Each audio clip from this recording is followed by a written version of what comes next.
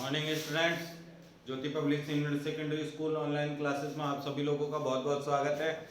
आज class third fourth fifth का जो हमारा टॉपिक चल रहा था वन वर्ड सब्स्टिट्यूशन, उसी के कुछ अन्य शब्दों के और वाक्यों के साथ आपके सामने आज फिर उपस्थित हुए हैं।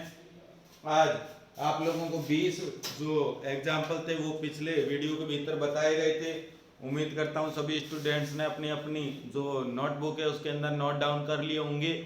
आज के वीडियो के भीतर आप लोगों को 18 और बताए जाएंगे। ऐसे ही शब्द होने को तो हजारों हैं इंग्लिश के अंदर, लेकिन जो मेन वर्ड्स रहते हैं उनके बारे में लगभग आपको बताया जा चुका है। और भी आप लोग जब कोर्स पढ़ेंगे अपना तो उसके बीच में और भी ऐसे कुछ नए वर्ड आएंगे, उनके बारे में आप लोगों को और समय समय पर बता दिया जाएगा।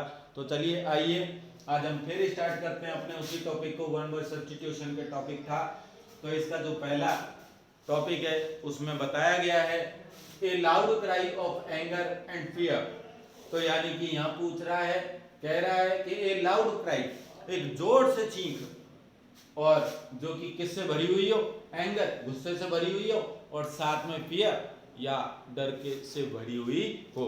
यानी कि एक ऐसी चीख जो गुस्से और डर से भरी हुई हो तो उसे हम क्या कहते हैं, तो उसे हम कहते हैं स्क्रीम। हिंदी में इसका नाम होता है चीख। हिंदी में इसका मतलब होता है चीख। अगला वर्ड है स्मॉल पीसेस ऑफ पेपर।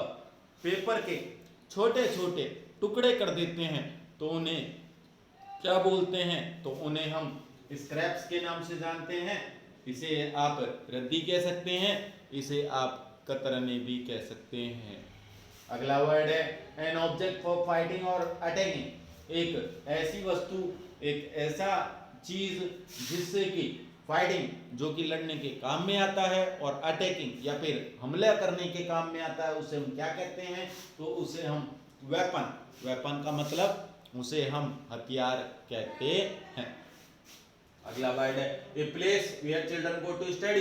एक ऐसा स्थान जहां पर बच्चे पढ़ने के लिए जाते हैं। आप सभी पढ़ते हो, आप सभी जानते हो इस शब्द को, बहुत ही नॉर्मल सा वर्ड है कि जहां पर बच्चे पढ़ने जाते हैं उसे हम क्या कहते हैं, स्कूल कहते हैं। और स्कूल का जो हिंदी में नाम है वो है विद्यालय।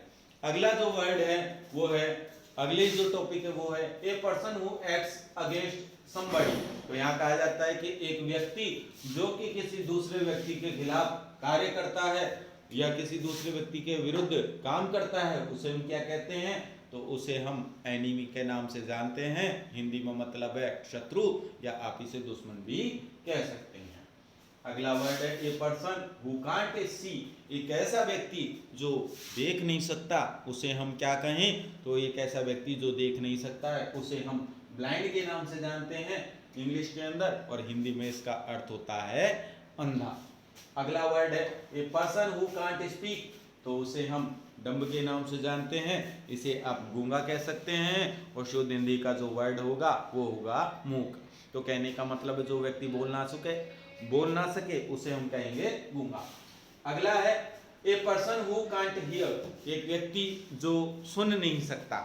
तो एक ऐसा व्यक्ति जो सुन नहीं पाता है उसे हम बहरा कहते हैं, और अंग्रेजी में इसकी मीनिंग होती है डीफ, DEAF। तो डीफ का अर्थ होता है बहरा। अगला वर्ड है a person who makes golden and silver ornaments. एक व्यक्ति जो सोने और चांदी के आभूषण बनाता है। ऑर्नामेंट्स का अर्थ होता है आभूषण या गहने। एक व्यक्ति जो सोने और चांदी के गहने बनाता है उसे हम क्या कहते हैं, तो उसे हम गोल्ड स्मिथ कहते हैं, मतलब सुनार। अगला वर्ड है a person who treats his patients. यानी कि एक व्यक्ति जो अपने मरीजों का इलाज करता है उसे हम क्या कहते हैं, तो उसे हम कहते हैं डॉक्टर, और हिंदी में इसे का मतलब होता है चिकित्सक। अगला नेक्स्ट वर्ड है a person who teaches the students. एक व्यक्ति जो अपने स्टूडेंट्स को पढ़ाता है उसे हम क्या कहते हैं, तो उसे हम टीचर कहते हैं, अध्यापक कहते हैं। नेक्स्ट वर्ड है a person who buys and sells good in large quantity. कि काफी बड़ी मात्रा के भीतर किसी वस्तु को बेचने और खरीदने वाला व्यक्ति क्या कहलाता है, तो उसे हम मर्चेंट कहते हैं, और हिंदी में इसका नाम होता है व्यापारी। अगला वर्ड है piece of land completely surrounded by water. एक एक छोटा सा जमीन का वह टुकड़ा जो कि चारों तरफ से पानी से कवर होता है, घिरा हुआ रहता है, उस क्षेत्र को हम क्या कहते हैं? तो उसे हम कहते हैं आइलैंड और हिंदी में इसका नाम होता है द्वीप। नेक्स्ट वर्ड है फादर एंड मदर, माँ और पिताजी दोनों का कॉम्बिनेशन जो रहता है, दोनों वर्डों को लिए एक वर्ड कौन सा आता है? तो उसका एक वर्ड बनता है पेरेंट्स, दोनों का मतलब होता है माता पिता। The one season of the year, साल का सबसे गर्म मौसम को हम किस नाम से जानते हैं? इसे अंग्रेजी में कहते हैं समर, यानी कि गर्मी की ऋतु या ग्रीष्म ऋतु। नेक्स्ट है the first meal of the day, दिन का पहला भोजन, यानी कि जब हम सुबह उठते हैं तो उस समय पहला जो भोजन करते हैं उसको किस नाम से जानते हैं? तो उसे हम ब्रेकफास्ट के नाम से जानते हैं, हिंदी में इसका अर्थ होता है नाश्ता। अगला वर्ड है ए रूम फॉर स्लीपिंग इन, एक ऐसा कमरा जिसके भीतर सोया जाता है, नींद ली जाती है, उसे हम क्या कहते हैं? तो उसे हम कहते हैं बेडरूम, यानी कि शयन कक्ष। आगे है the coldest season of the year, साल का सबसे ठंडा मौसम, तो उसको किस नाम से जानते हैं? विंटर, या इसे सर्दी के नाम से जानते हैं, शीत ऋतु के नाम से जानते हैं। तो 20 आपको पहले वाले वीडियो के भीतर बताए गए थे, 18 इस वाले में बताए गए हैं। तो 38 टोटल वन वर्ड सब्स्टिट्यूशन के वर्ड्स आपको बता दिए गए हैं।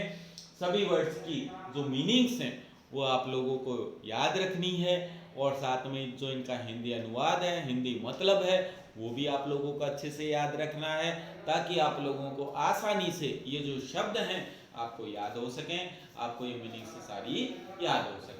तो इन सभी शब्दों को आप वीडियो को पॉज करके, यानी कि वीडियो को रोक रोक करके अपनी ग्रामर की नोटबुक के भीतर उतार सकते हैं। आप सभी लोगों के जो पेपर होता है, एग्जाम पेपर होता है, उसमें इन सभी शब्दों में से कोई ना कोई उदाहरण पूछा जाता है, हर साल पूछता है, तो इसलिए आप अपनी नोटबुक के भीतर इन सभी शब्दों को उतार लें, नोट डाउन कर लें, और घर बैठे आप इन्हें अच्छे से पढ़ें। फिर उसके बाद में एक दिन हम आप लोगों से लाइव क्लास लेकर के आपसे इनके जो क्वेश्चन आंसर है वो हम आपसे पूछेंगे, आप लोगों को याद करके बताने हैं। तो इस वीडियो को हम यही समाप्त करते हैं। फिर वापस बता रहा हूँ, वन वर्ड सब्स्टिट्यूशन के 2 पार्ट बनाए हैं हमने। पहले पार्ट में 20 तक आपको करवाए थे, उसके बाद नेक्स्ट पार्ट जो है उसमें 38 तक आपको करवा दिए गए हैं। ये सभी आपको अपनी अपनी नोटबुक के अंदर नोट डाउन करने हैं। सबसे पहले आप इन लाइन्स का मतलब समझिए, उसके बाद इनको क्या कहते हैं, उनके लिए एक वर्ड क्या आता है उसको हमको लिखना है, साथ में उसे हिंदी में भी याद करना है। थैंक यू, धन्यवाद। अच्छे से इन सभी शब्दों को याद कीजिए, आपके परीक्षा की दृष्टि से, बोर्ड की दृष्टि से और आपके एग्जाम की दृष्टि से बड़ा महत्वपूर्ण है। थैंक यू, धन्यवाद।